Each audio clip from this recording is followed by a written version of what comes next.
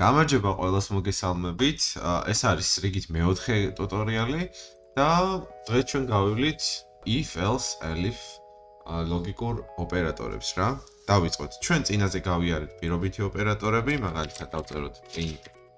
და ეს არის ესეთი იყო პირობა, რომ რაღაც არ უნდა ყოფილიყო მეტი ბეზე, მაგალითად, ხო, აუდრის 2-ს, ბ-უდრის 1-ს და აქ შეგვეძლო რომ დაგვეწერა ესეთი პირობა, რომ მეტია ბ-ზე.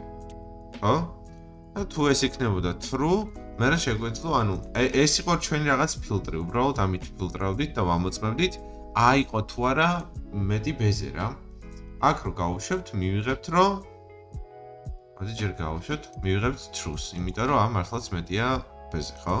და ასე ვამოწმებდით, ნაკლებობა ქონდა, ნაკლებიან ტოლობა ქონდა, კიდე გვაქვს ესეთი არ უდრის, რაც ნიშნავს, რომ ერთი მეორეს არ უდრის, ანუ ამის მნიშვნელობა, ანუ ეს ორიანი არის თუ არ არის ტოლი აი ამ ერთიანის. აი მაგას ნიშნავს ეს. და აქაც რა თქმა უნდა იქნება true, იმიტომ რომ 2 არ არის ტოლი 1-ის. მოდი გადავიდეთ უკვე ლოგიკურ ოპერატორებზე რა. ცოტა საინტერესო გავხადოთ, სხვანაირი ცვლადები შემოვიტანოთ რა. მაგალითად, ჩვენ გქონდეს სახელების მიხედვით ფილტრი. აი მაგალითად, ჩვენ გვაქვს რაღაც სახელების სია და ანუ სია რა კონკრეტული სახელი გვაქვს და მარტო იმ ადამიანს უშვებთ. მაგალითად, ეს იყოს რაღაც name-ი ავიღოთ და name-ი იყოს რაღაც David, ხო, ისე ჩემს სახელს ავიღებ და დავწეროთ. თუ ეს სახელი არსებობს, ეს იმას ნიშნავს, რომ თუ name სლადს აქვს მნიშვნელობა. ხო? მნიშვნელობა 1. ანუ ერთიანი, ანუ როგორ შეიძლება შევამოწმოთ ეს პირობაში რა. პირობაში შეგვიძლია შევამოწმოთ ესე, რომ თუ კონკრეტულ სლადს აქვს რაღაცა მნიშვნელობა და ის არ უდრის ნულს, მაშინ ეს იქნება აუცილებლად true. ანუ მარტივად ჩვენ ვამოწმებთ სლადის არსებობას და მნიშვნელობასაც ვამოწმებთ რა. მაგალითად აქ დავწეროთ რომ print name is here. რაღაც ესეთი იყოს. და დაწერს David is here, ხო? აქ რო დავწეროთ ნულიანი იმუშავებს თუ არა, მოდი აბა ვნახოთ. და არაფერს არ დაწერს. არაფერს არ დაწერს, ეს იმას ნიშნავს, რომ ეს რო შემოწმდება და ანუ არ იქნება true, აი ეს ნაწილი თუ true არ მოხდა, ანუ ეს თუ true არ იყო და ჩვენ ვიცით, რომ ნული არ უნდა იყოს name-ის მნიშვნელობა, თუ ეს პირობა დაკმაყოფილდა, ანუ თუ ეს პირობა არის true, მაშინ უნდა დაბეჭდოს. ანუ ეს შიგნით ბლოკის შეწევა 2 წერტილის შემდგომ ხდება.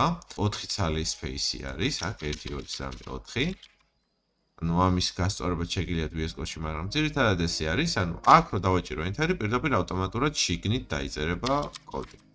აი ამ პირობის შესრულების შემდგომ სრულდება სახელის დაბეჭდა და ასევე აი ამ ტექსტის დაბეჭდა. ხო? აი მაგალითად აქ რო ავიღოთ 1 is here რაღაც ესეთ რაღაცას დაწერს. არის კიდევ სხვანაირი მიდგომები თუ როგორ გამოვატანინოთ ეს ტექსტიც და ასევე სხვანაირი მიდგომები თუ როგორ შევამოწმოთ სლადები და გავიაროთ თითოეული რა. აი მაგალითად if name უდრის ელა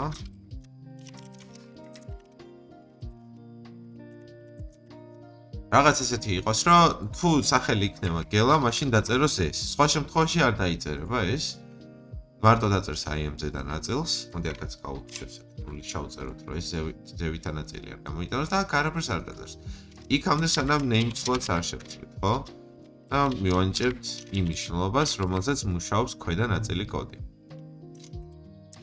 აი ამას ქვია უკვე control flow, ან ჩვენ ვაკონტროლებთ კოდის დინებას.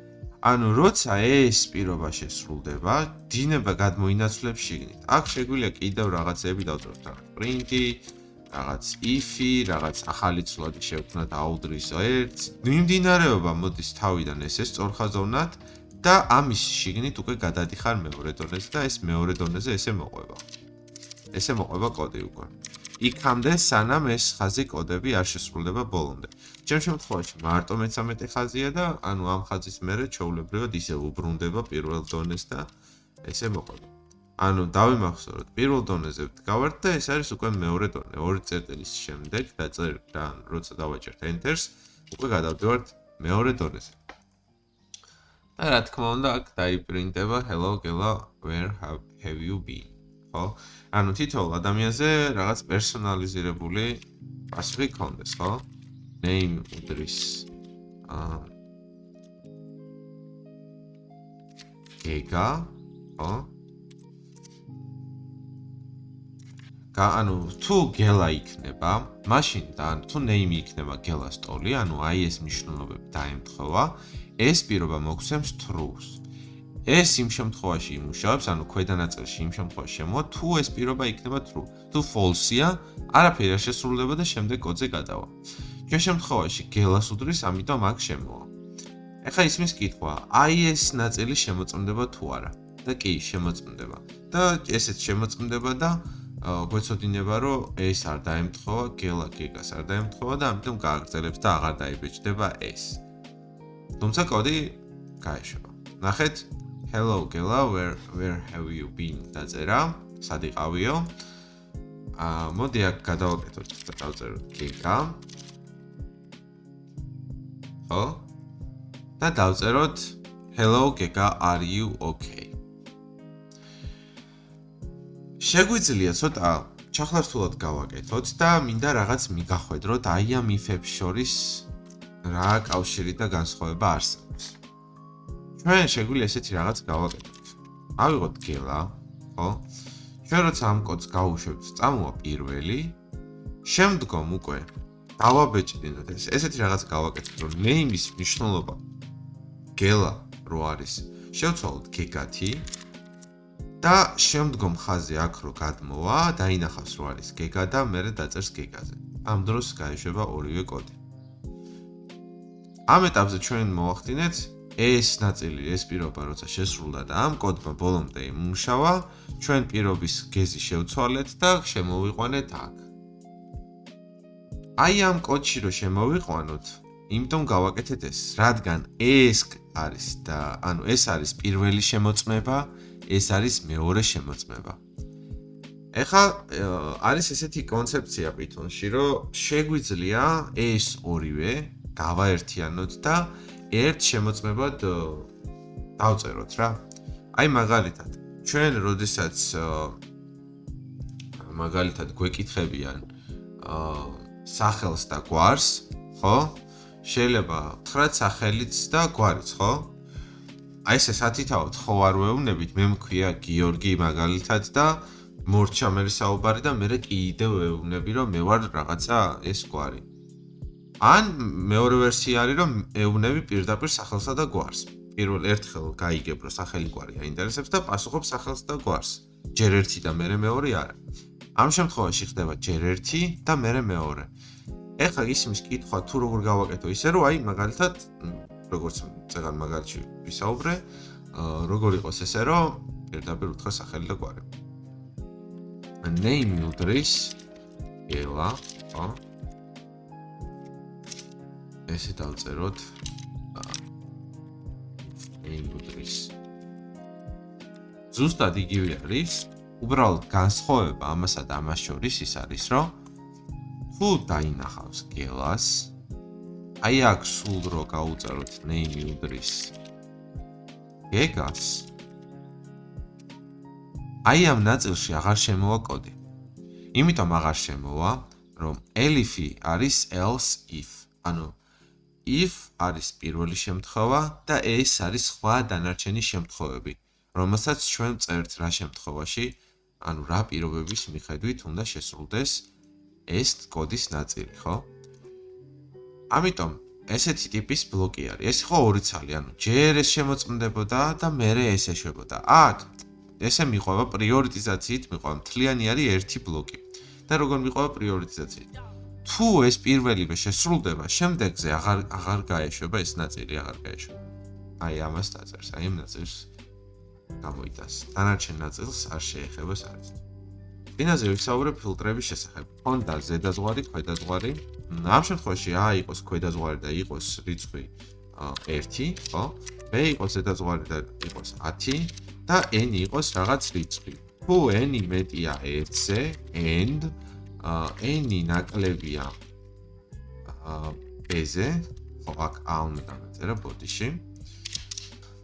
ეს იმას ნიშნავს, რომ ჩვენ ამ ქვედა ზღვარსა და ზედა ზღვარს შორის მოვაქციეთ რიცხვი და იმაგას დაპრინტებს.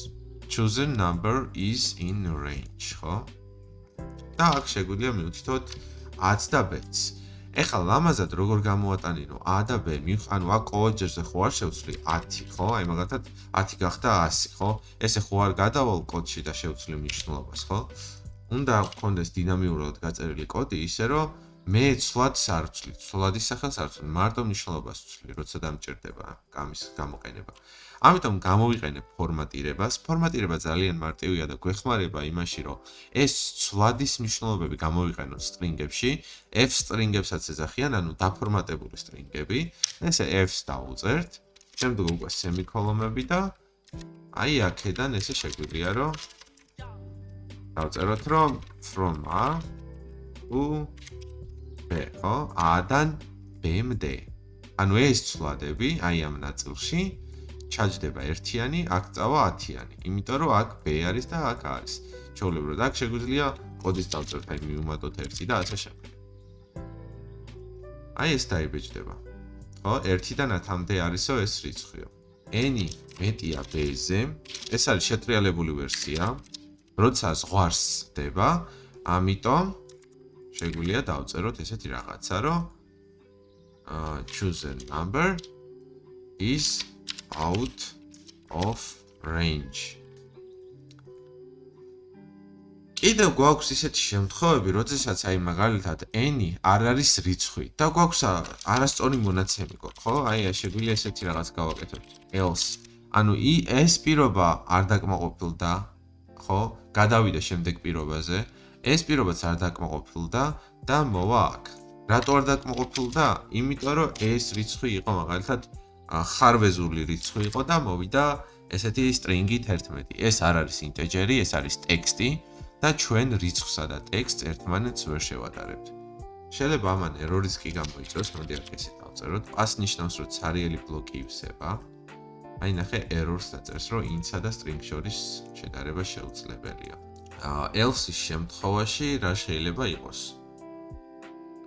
აქ არ არის გათვალისწინებული ერთიანზე რა იქნება, ხო? ანუ ჩვენ ვამბობთ, რომ n უნდა იყოს ნაკლები a-ზეო, ანუ -f-ში მივდივართ და n უნდა იყოს მეტი b-ზეო, ხო? ანუ 10-ის ჩათვლით არა და 1-ის ჩათვლით. ანუ 10-ისა და 1-ის ჩათვლით დაბეჭდოს ეს რიცხვები. ერთიანზე გქონდეს ეგეთი error-ი, რომ do not არ გამოიყენო რიცხვი 1 ან 10, ხო? სხვა შემთხვევაში აი ამ ნაწილში მოდიხარ. და აი დაწერს, რომ 1 ან 10-ო. რო დავწერო აქ 2, უკვე ჩავარდება range-ში, ხო? იმიტომ რომ 2 არის 1-სა და 10 შორის, დაწერს range-იო.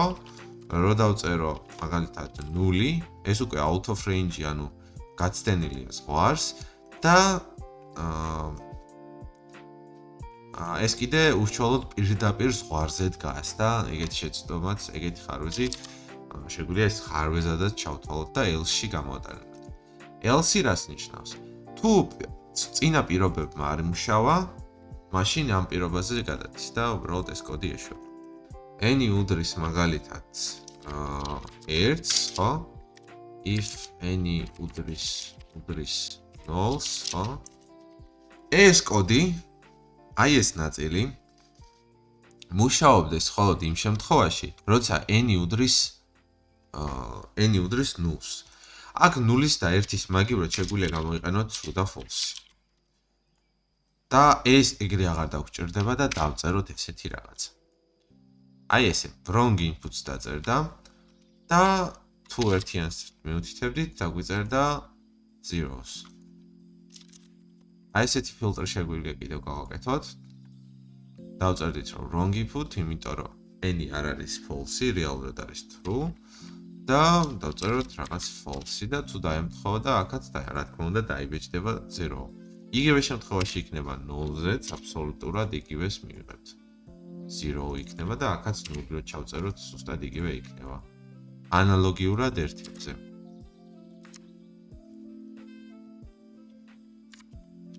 აქ ძახლის ნიშანი გქონდეს მაგრამ. აი ესეთი რაღაც გავაკეთოთ, ხო? დაწერს correct. იმიტომ რომ მართლაც არის string-ი, ხო? მაგრამ ეს რო შევდგეთ აქ ერთიანი დავწეროთ, დაწერს incorrect, ხო? ანუ ჩვენ ამით ვამოწმებთ მონაცემის ტიპს. მოდი ახლა შევამოწმოთ ყველა მონაცემის ტიპი. ზოგზე incorrect-ი დავაწერინოთ, ზოგზე შეულებრივად correct-ი, ხო? ასევე თუ დააკვირდებით, სწრაფად გადამაქვს კოდი და გადმოაქვს, მაგალითად ესეთ რამებს ვაკეთებ, ისეთ რამებს, ასევე ერთნაირად ვშლი. ესეთ shortcut-ებს ნახავთ ჩემს მეორე ვიდეოში, რომელსაც გვია VS Code-ის shortcut-ები. აუცილებლად გადახედეთ, დაგეხმარებათ კოდის წერაში. დაწერს correct. ყველაზე, ხო? ყველა მნიშვნელობაზე. მოდი ამას ოდნავ გავუკეცავ. აი ესე. თუ მოხდება ისე, რომ რომელიმე მნიშვნელობას შევცვლით, ანუ ტიპს თუ შევცვლით ამას, აი აქ რო დავწერო თელის ნიშანი, ანუ ეს გამოარო 4 არის, დაწერს incorrect. ანუ ჩვენ შეგვიძლია ანუ ცვლადის ტიპები შევამოწმოთ. მოდი ესეც თუ წავშალოთ, არ გჭირდებათ ისეთი მეტი კოდი და აი ეს იყოს მაგის საჩვენებლად. ამ ეტაპისთვის სულ ეს იყო, ძალიან მარტივი არის. მადლობა ყურადღებისთვის და შემდგომ უკვე დაგიბრუნდებით კიდევ ერთი საინტერესო გაკვეთილით.